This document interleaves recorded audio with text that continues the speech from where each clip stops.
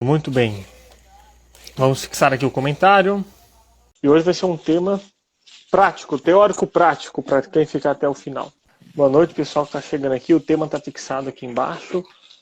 Hoje a gente vai falar sobre rotina, organização, hábito, tá? E quem ficar até o final vai com certeza, isso eu te garanto, tá? Já vai compartilhando para mais pessoas.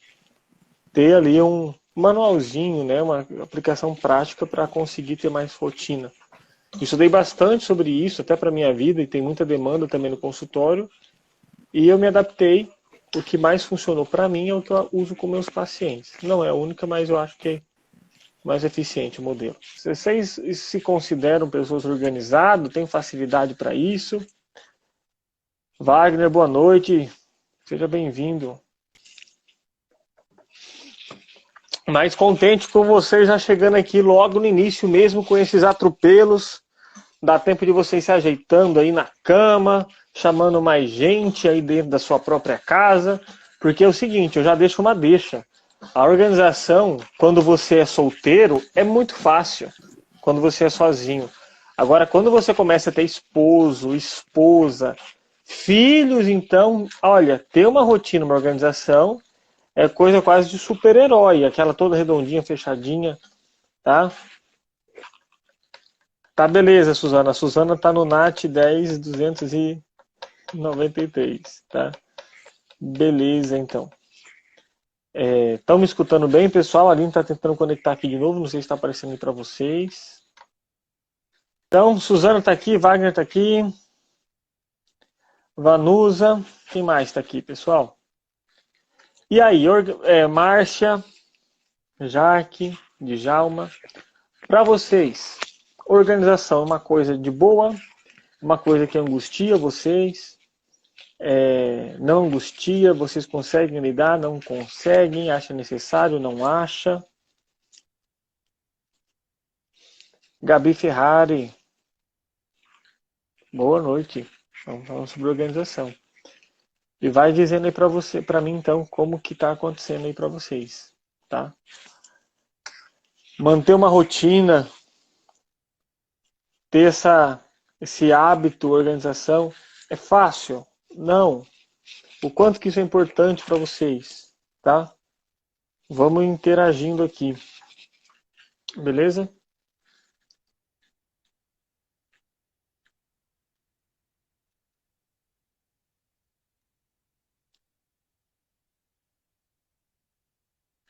Vamos tentar de novo.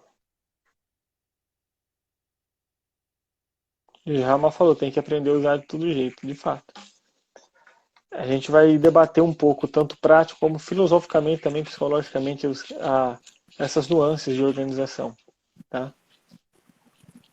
Lógico, Matheus, pessoal, tá me vendo? eu tô te ouvindo, Aline.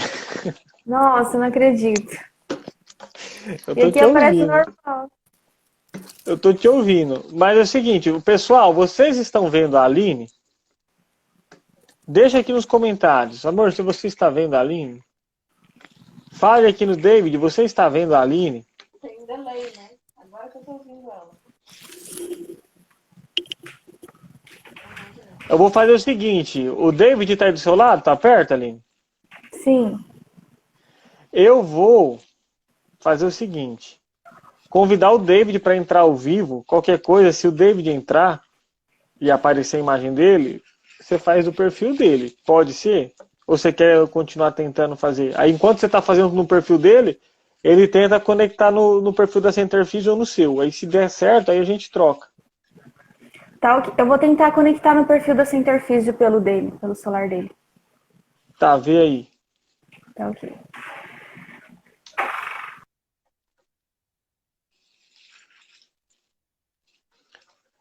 Sabe por quê, gente? Ó, já temos 10 pessoas aqui. Maria, Gabriela, Vanusa. Tá. A falta de ordem, ela gera caos, tá? Gera angústia. Ela vai gerar procrastinação, porque a gente já falou muito aqui, a gente vai repetir. O cérebro, ele quer evitar tomar decisões, ele quer evitar esforço. Quando a gente não tem uma ordem, as coisas ficam meio bagunçadas, não ficam fáceis. E aí a gente tende a procrastinar. né? Nossa, mas para fazer tal coisa tem que, né? Tem que procurar a roupa que está debaixo de tal lugar e alguma coisa assim. Então, a desordem, em todos os aspectos, ela gera uma procrastinação. Porém, tá? Vê se vocês concordam comigo. A desordem, então, prende você numa angústia, numa procrastinação, no mau funcionamento, baixa qualidade de vida, né? Porém, o excesso de cobrança e de pressão na organização também pode transferir você para uma outra prisão, que é a prisão de que eu tenho que cumprir esse horário, e se uma vírgula sair, eu já não consigo fazer mais nada. Aí pode pular naquele pensamento distorcido, né? Aquele erro cognitivo de 8 ou 80. Ou totalmente desorganizado, ou 100% organizado, onde uma vírgula acaba com tudo. Então a gente tem que ter uma nuance, um controle, para não sair de uma prisão para pular para outra. Tá? Faz sentido para você isso daqui? Só uma introdução para a gente refletir enquanto a Aline vai chegando, tá, pessoal? Ocorreu essa falhinha técnica por algum motivo, seja por internet, o dispositivo, a tecnologia assim, ó, ela apareceu aqui de novo. Aí vocês já vão interagindo com a gente. Ó, agora foi. Deu certo? Deu certo. Boa noite, pessoal.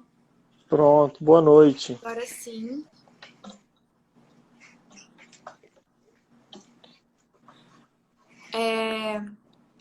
Eu estava falando que eu estava dando uma introdução aqui falando aquilo que a gente tinha conversado ali. Uhum. Da prisão que a falta de organização causa, né, de procrastinação e tal. Só que a própria organização pode prender a pessoa a ficar ali tão fixa na organização que uma vírgula que dá errado também gera angústia.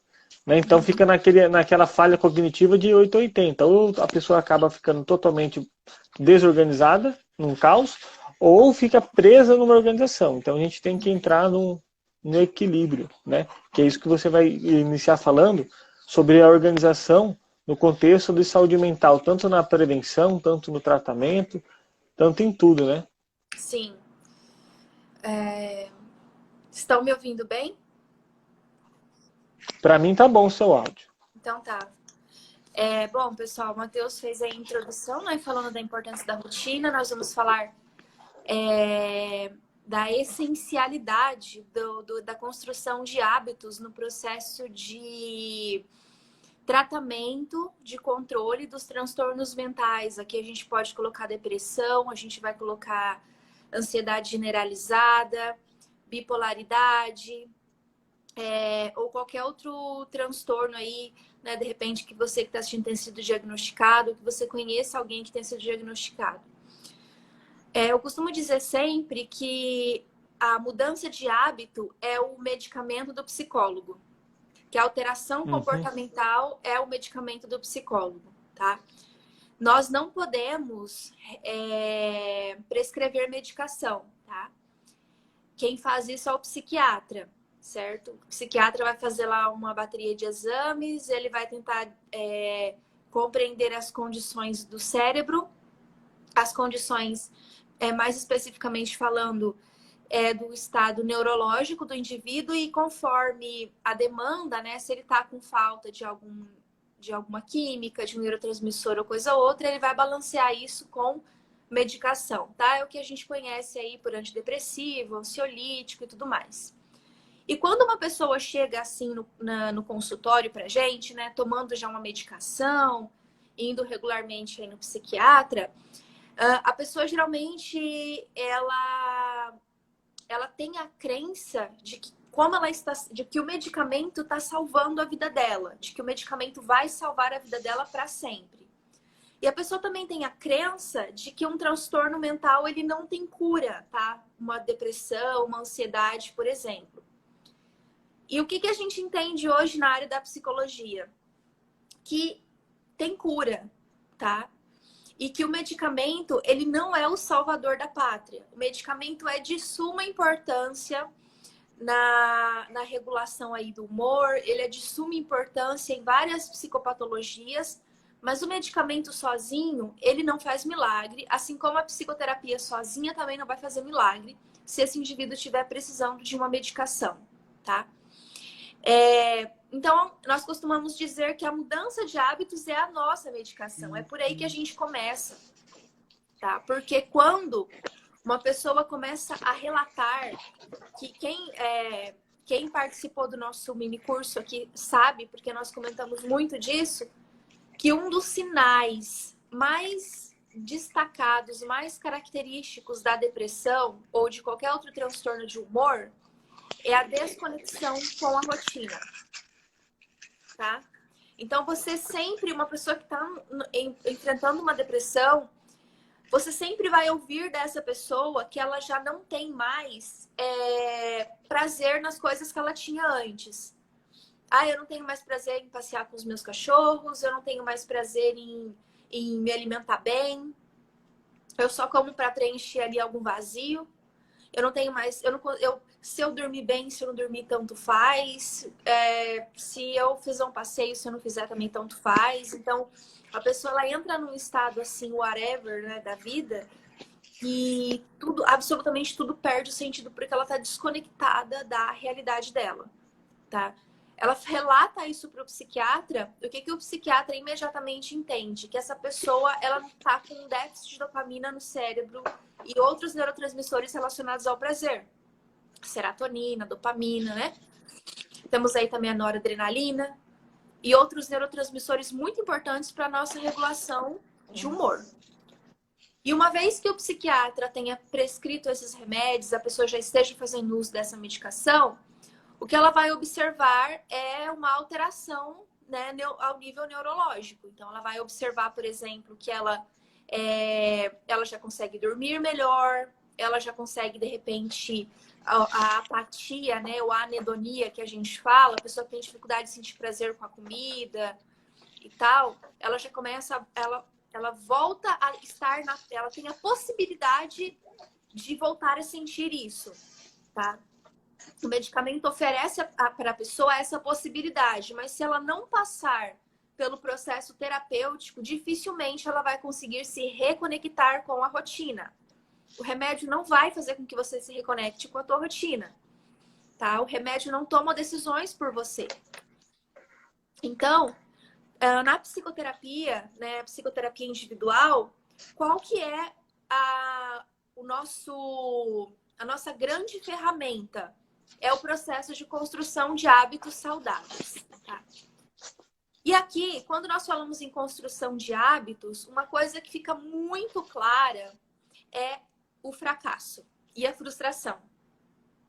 Porque quando uma pessoa ela está entrando em depressão, como eu disse anteriormente, a primeira coisa que vai acontecer com ela é a desconexão. Ela vai sentir que a vida dela já não é mais como era antes, não tem mais a mesma qualidade que ela tinha antes. Tá? E de repente essa pessoa, ela quer sair de uma depressão, ela já quer sair, ela vai no psiquiatra hoje, ela quer amanhã já tá se sentindo a pessoa mais incrível e feliz do mundo. Isso não vai acontecer. Então, a gente trabalha com a ideia de micropassos, né? A gente trabalha com a ideia de maestria, que a gente já trabalhou aqui, que basicamente é começar a administrar não seria bem a palavra, mas a promover ajustes no dia a dia, na rotina desse paciente, desse indivíduo, para que ele consiga devagarzinho ir obtendo pequenos resultados de maestria, para que ele consiga se sentir vitorioso, por exemplo, ao final do dia, certo? Então, vamos supor que uma pessoa que ela tem muita dificuldade de dormir, ela vai dormir super tarde, ela acorda muito mais tarde ainda, ou ela dorme muito tarde, acorda muito cedo, né? Ela não preenche aí o espaço de 8 horas de sono necessária, ou é uma pessoa que ela não consegue se alimentar bem, ou é uma pessoa que ela não consegue se hidratar, ela não faz uma atividade física, e aí nós vamos construindo uma rotina que está muito voltada para as condições da pessoa, tá? Então, vamos supor que seja uma pessoa muito sedentária, muito inativa, que nunca praticou atividade física na vida e que agora, ela tendo sido acometida aí por uma depressão ou está no começo de uma depressão, ela precisa inserir isso na rotina. A gente não vai, por exemplo, falar para essa pessoa entrar numa academia. A gente não vai falar para essa pessoa correr 1 hora seguida, entendeu? A gente não vai falar para essa pessoa comprar uma esteira ou uma bicicleta e sair pedalando, tá? Porque a gente sabe que se a pessoa fizer isso, ela vai se frustrar, tá? E de repente ela pode ter aí uma recaída que vai colocar ela numa condição muito mais difícil do que antes, porque vai gerar aí um trauma. Eu fui nessa tal de academia aí e eu não consegui, eu fiquei ruim, eu fiquei doente, me deixou pior ainda, eu não vou nunca mais. Agora não quero mais nem saber desse negócio de atividade física, né? Principalmente pessoas idosas. Tem muito essa crença. Então, como que a gente trabalha com a construção de hábitos para melhor qualidade, né, da saúde mental? Se você é uma pessoa totalmente inativa, sedentária, a gente estimula a pessoa, por exemplo, desafia o paciente a ir até a casa da vizinha, por exemplo, todos os dias, ou dar uma volta na rua, sabe? Ir até a esquina, voltar, tá? Se é um paciente, por exemplo, que ele está em um estado bem mais avançado da depressão, ele já não consegue sequer sair de casa, a gente faz um trabalho, promove um ajuste na rotina para que a pessoa consiga dar pequenos passos e aqueles pequenos passos vão motivando a pessoa a dar outros pequenos passos que no final vão somar grandes passos, certo? Então, a proposta é basicamente essa. Exatamente. A gente tem que entender qual é o conceito, tá? Não ficar nesse pensamento que eu já falei aqui no introdutório de dicotômico, tudo ou nada, tá? Polarizado. E esse micropasso justamente ajuda a lidar com isso, tá? Porque não vai fazer um esforço a mais além da conta, porque a gente tem muita facilidade de ter erro de previsão, tanto de achar que eu não sou capaz de uma coisa que eu totalmente sou, ou achar que eu sou capaz de uma coisa que eu ainda não estou preparado. Isso acontece.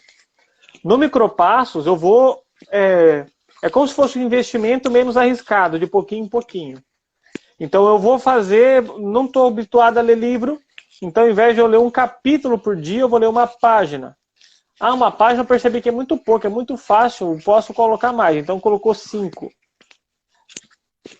5 tá demais. Eu acho que na verdade tá fazendo procrastinar, porque tá sendo muito esforço. Então você volta para 3. Entendeu? Você vai calibrando. E se você, porque são coisas que são mais fáceis de executar. Então se eu conseguir executar e cumprir a minha meta, eu fico, né, libero dopamina, eu fico animado. Nossa, eu consegui, por mais pequena que ela possa simbolizar para outros, para você é grande. E quando eu não consigo, eu me sinto meio para baixo e tende a eu ir parando. O micropasso faz isso. Mas uma coisa que a gente tem que ter na mente é, se um dia acontecer de eu não conseguir executar aquilo, foi aquele dia. Não quer dizer que a gente fazer associação negativa, no sentido de, se eu não conseguir esse dia, eu não consigo mais nada, não serve para nada, larga isso de mão, não presta para fazer isso. Não é assim. É normal um dia ser conturbado, acontecer um imprevisto e já era, né? Saiu a rotina. Igual eu falei, quando a gente tem menos responsabilidades e é mais autônomo, tipo um jovem que mora sozinho, ou até às vezes que mora com o pai, depende muito do convívio, mas principalmente se você mora sozinho, é muito fácil você ter rotina e organização, muito fácil. Você não tem variante, você decide a hora que você faz e pronto, não tem interrupção. A partir do momento que você mora com os pais, tem um pouquinho mais, né? A dinâmica familiar vai determinar o quanto que seria esse mais. Se você é casado, você vai ter mais dificuldade. Você vai ter que casar a sua rotina com a do seu parceiro. E às vezes um acaba interrompendo o outro, faz parte. Se tiver filhos, então, aí bagunçou tudo. Ter rotina é quase que a missão do Superman, né? É difícil. Então, o que eu vou passar aqui para vocês agora? Tá? Agora é hora do suspense. Peguem papel e caneta. Peguem papel e caneta, alguma coisa para vocês anotarem. Chama a pessoa que mora junto com você. Chama o amigo, chama o professor, chama o chefe de trabalho, o colega de trabalho.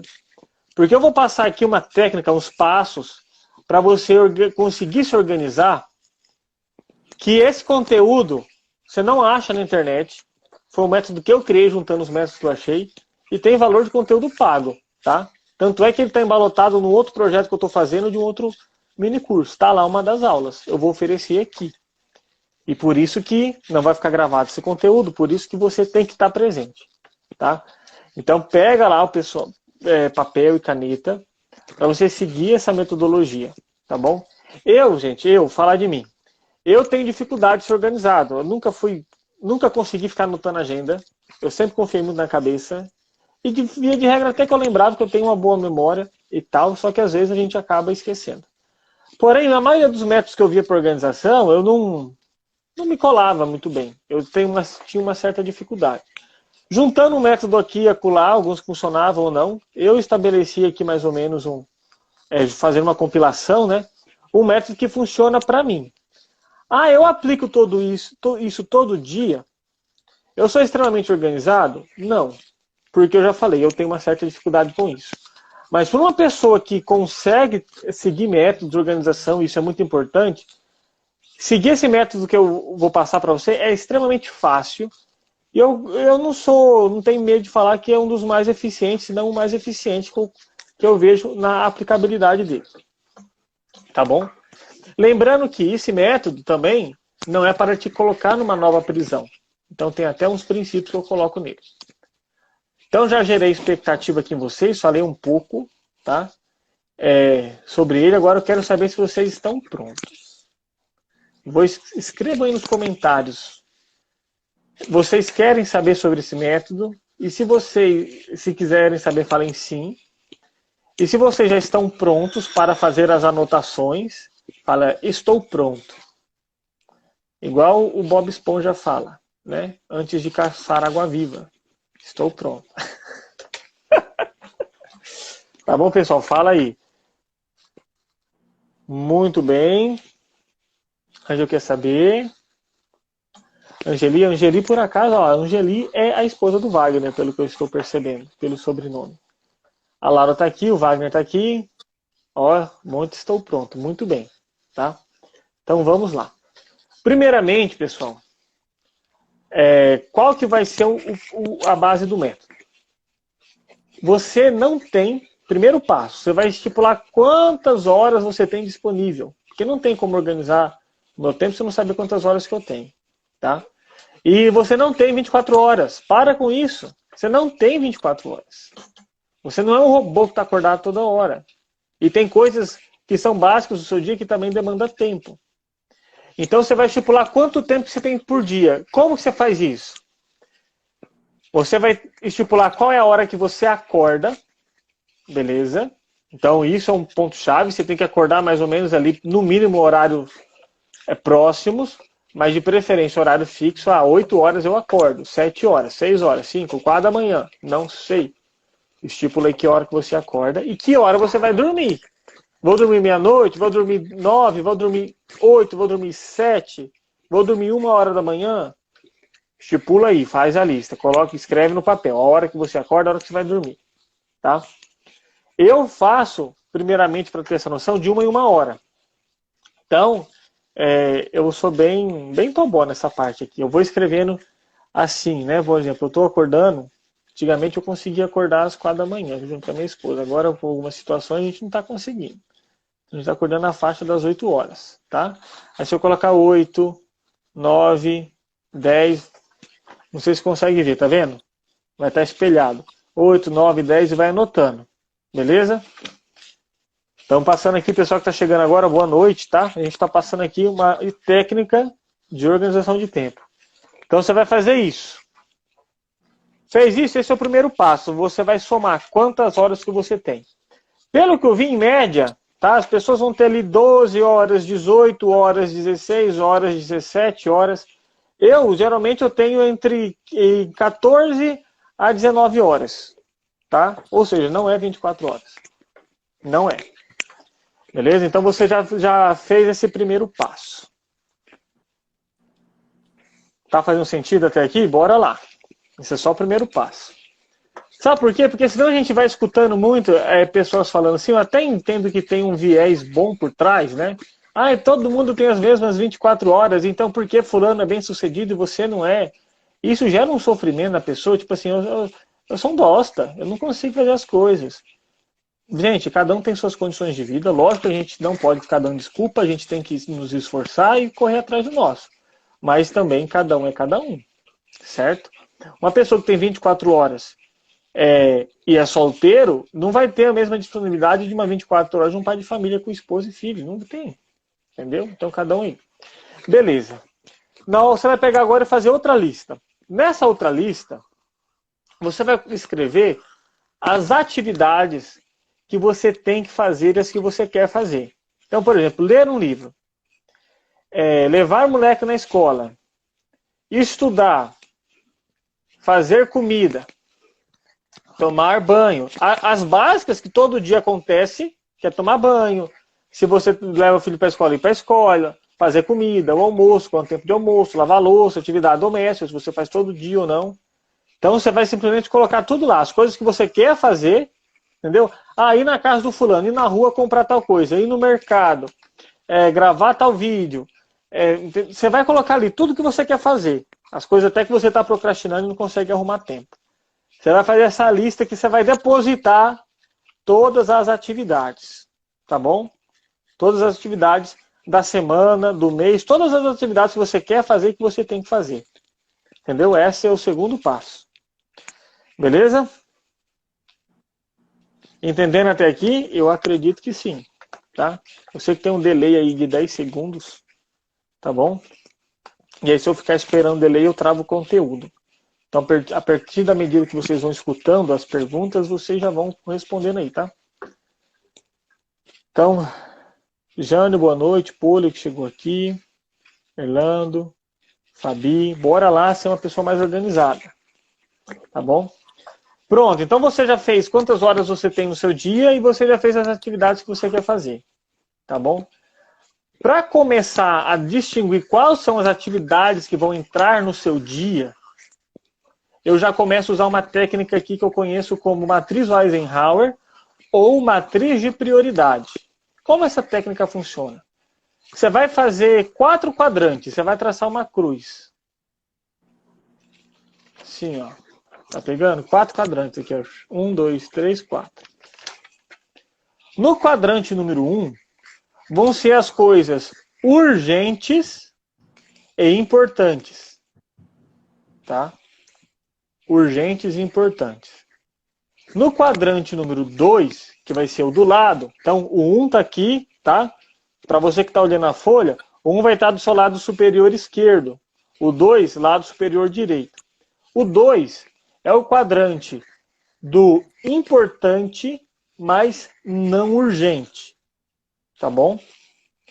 O quadrante 3 vai estar debaixo do 1, que vão ser as coisas urgentes, mas não importantes. Não importantes. Beleza? E agora o 4, que vai estar debaixo do 2, são as coisas não importantes e não urgentes. Você vai pegar essa lista que você fez, das atividades que você preparou aí, tá? E você vai colocar elas nos quadrantes. O que é importante e urgente? Por exemplo, estourou um cano na sua casa, é um imprevisto, que é importante e urgente. Tá bom? A maioria das coisas vão ficar nos quadrantes, normalmente no quadrante número 2, que são importantes, mas não são urgentes. Tá? Então você vai discriminando. O que o pessoal diga? O que o pessoal fala, né, quando faz essa técnica? Tudo que está no quadrante 1, você tem que executar logo, são as prioridades. No quadrante 2 é aquilo que você vai se preparando para executar, que são coisas mais a longo prazo. Por exemplo, estudar, né, ler um livro. É importante, mas não é urgente, você não precisa ler o livro hoje. A maioria do tempo a gente tem que passar no quadrante 2. Diz que é mais saudável a gente passar a maioria do tempo no quadrante 2. Porque o quadrante 1 é muito rápido, entendeu? É urgente, importante, se a gente ficar só nisso aqui, a cabeça estoura. Então, no 2. No 3, que é urgente, mas não é importante, quer dizer que não precisa necessariamente ser feito por você. Então, se for possível, delegue. Quando você é um chefe, um gestor e tal, isso é muito mais fácil, né? Agora, quando você mora sozinho, não. Mas na medida do possível, se for possível, delegue, peça favor, né? Hora de exercitar os lados sociais. E tudo que tiver no quadrante 4, de preferência, delete já da sua rotina. Porque se não é importante e não é urgente, por que você está fazendo? Entendeu? É mais ou menos assim o princípio.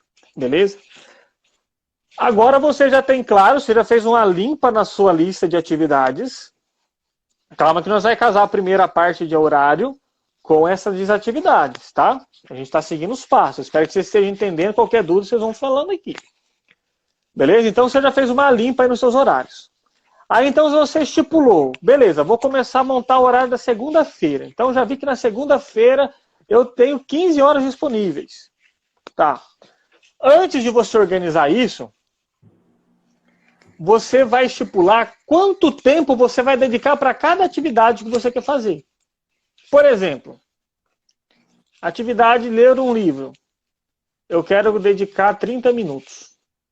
E não tenha medo de colocar quebrado, tá? 15, 20, 12.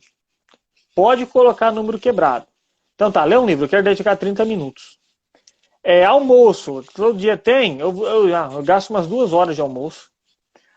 Estudar para um concurso, vou colocar 2 horas também. Aí depois tomar banho, vou colocar 50 minutos de banho, entendeu? Você vai pegar todas as atividades que você quer executar na segunda-feira, tanto as que você precisa, que são básicas, tanto as que você quer fazer, e você vai estipular quanto tempo você vai dedicar a essa atividade. Entendeu? Por quê? Às vezes você quer fazer tanta coisa, mas na prática não cabe no seu tempo. Você vai colocar tanta atividade que vai dar 20 horas de atividade, certo? E você tem só 15. Aí é lógico que você vai se sentir sobrecarregado e vai achar que não dá conta de nada. Tá bom? E você vai fazer isso. De preferência, o que eu falo, tá? Aí você já estipulou os horários, que eu vou... o tempo que eu vou executar cada atividade, ok? E aí você vai estipular. Então, por exemplo, 30 minutos, eu acordo às 8, a primeira atividade que eu quero fazer é ler um livro. Então, das 8 às 8h30 eu vou estar lendo. Entendeu? Aí depois, de tal e tal horário, eu vou estar fazendo outra coisa. Você vai ver quanto tempo que você vai consumindo e quanto tempo que você vai sobrando. Você já pode deixar fixo, por exemplo, meio-dia é o horário do almoço. Então, da meio-dia às 1, mesmo que eu trabalhe em casa ou não, é o horário do almoço, porque é o horário que eu vou fazer o alimento, que eu vou cozinhar, prestar atenção no fogo, talvez lavar a louça depois e dar uma descansada. Então, isso é seu horário de almoço, independente se você mora sozinho, faz suas coisas ou não. Deixa eu ver o que o Djalma falou aqui. Como no trabalho pode se delegar? Se você sabe, seu tempo vale mais que aquela atividade. De fato, se o seu tempo vale mais do que aquela atividade, é bom que se delegue. É isso que eu entendi, pelo menos, tá bom? Então, bora lá continuar. Você já estipulou o tempo que você vai dedicar para cada atividade, você já estipulou para ver se casa no tempo do seu dia disponível. O que eu digo, pessoal? Já vou colocar um conceito importante. Não coloque uma atividade em cima da outra. 8h30 ler um livro. 8h31 fazer tal coisa. Aí das 8h31 até as 9. Aí depois das 9, entendeu? Uma atrás da outra, não dá. Não dá. Não vai funcionar. Vai extravasar o cronograma e você vai ficar mal. Tá bom? Você vai ficar mal.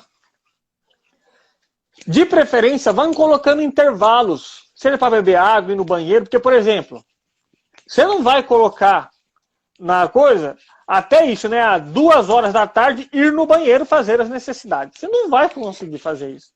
Se você tem esse controle, eu acho que você deveria ser estudado.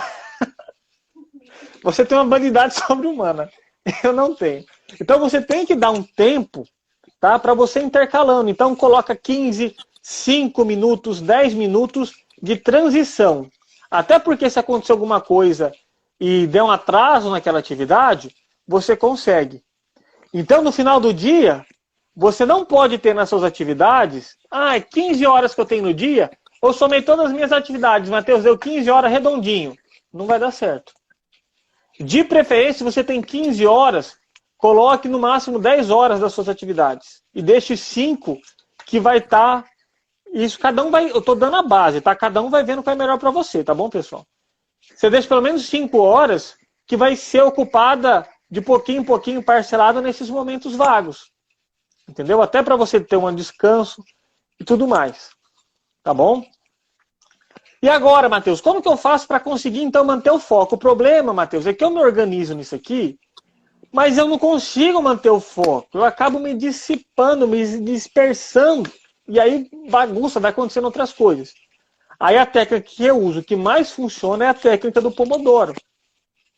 Para mim, é que mais funciona. Qual que é a técnica do Pomodoro? O princípio dela. Você vai organizar, tá bom? 25 minutos. O timer de 25 minutos para fazer atividade. Cada 25 minutos que se passa, você descansa 5 minutos. Por isso, se até isso foi visto nos estudos, que as pessoas têm que ter tempo de descanso. Por isso que na escola tem, no trabalho deve ter, tem que ter o tempo de descanso. E quando a gente está organizando nossa rotina, também é a mesma coisa. A cada 25 minutos, você vai ter 5 minutos de descanso. Tem muitos aplicativos que fazem o Pomodoro. Se você digitar lá na Play Store os Pomodoros, você vai ter um monte de aplicativo com essa função dele. Eu uso o Focus To Do, que para quem é bem organizado, lá você coloca suas atividades, sua rotina, quantos Pomodoros você vai gastar, é ótimo. Tá bom? Quando você completa 4 Pomodoros, você descansa 30 minutos. Tá bom? Então, ó, 25 minutos, você descansa 5. 25 minutos, descansa 5. 25 minutos, descansa 5. 25 minutos, descansa 5. Não, descansa 30 minutos. Tá bom?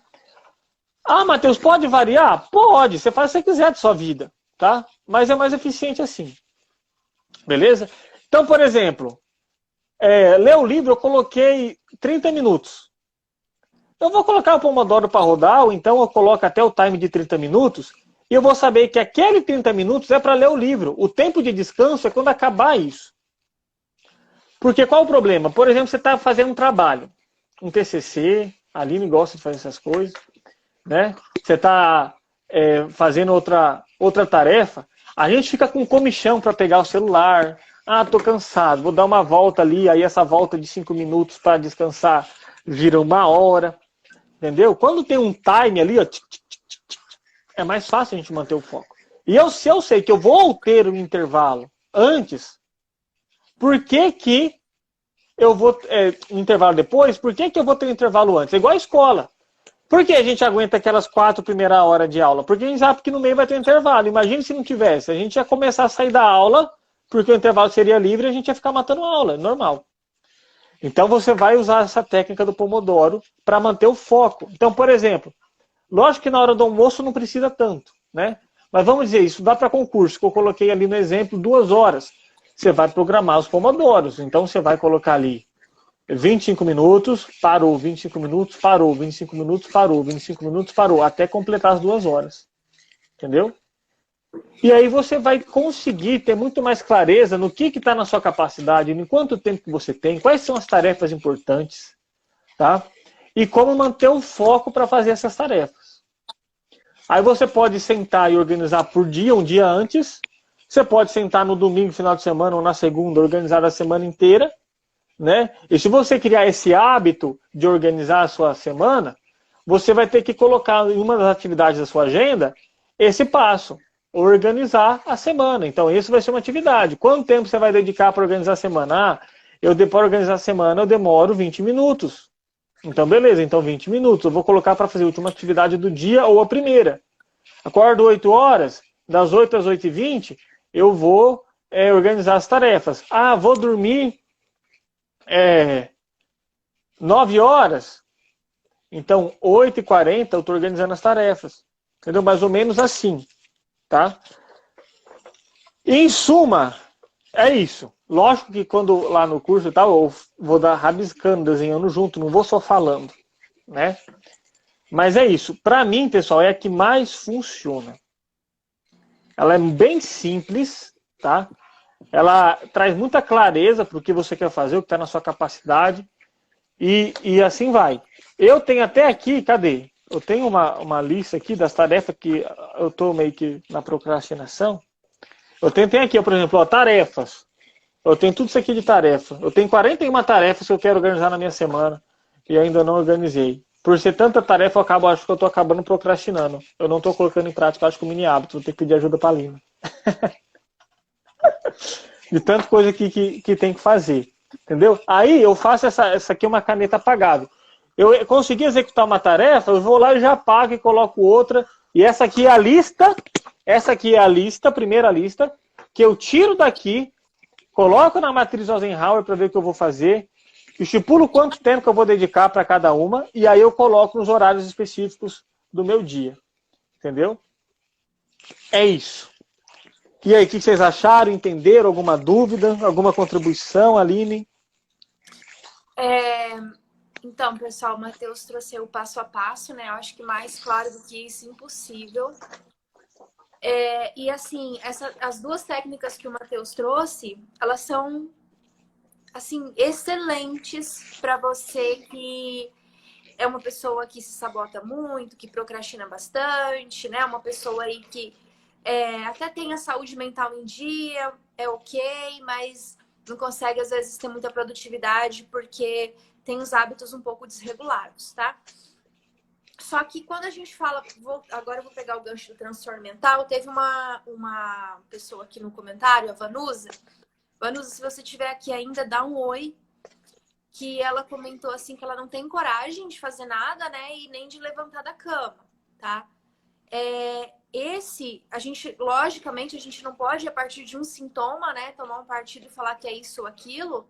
Mas é um sintoma bastante característico de um início de depressão, né? Então, é importante avaliar o tempo que isso está acontecendo, a frequência com que acontece, né? Pode ser eu não consigo levantar da cama porque eu estou muito cansada, né? Porque ontem eu fiz muita coisa, né? Pode ser eu não consigo levantar da cama, de repente, enfim, N motivos. Mas vamos trazer aqui uma hipótese, eu vou só utilizar esse comentário como pegar como um gancho para eu trazer como exemplo de um transtorno mental, tá? Então vamos supor que tem uma pessoa que está em depressão e que ela não consegue nem levantar da cama. É claro que se nós formos trazer uma técnica super elaborada para essa pessoa, ela não vai engajar, né? Porque se é uma pessoa que não consegue nem levantar da cama, quem dirá às vezes partir para uma organização de rotina, tá? Então, para uma pessoa que ela não tem um histórico de transtorno mental, ela não tem um diagnóstico, essa organização de rotina que o Matheus trouxe, ela é perfeita, certo? Agora vamos partir para essa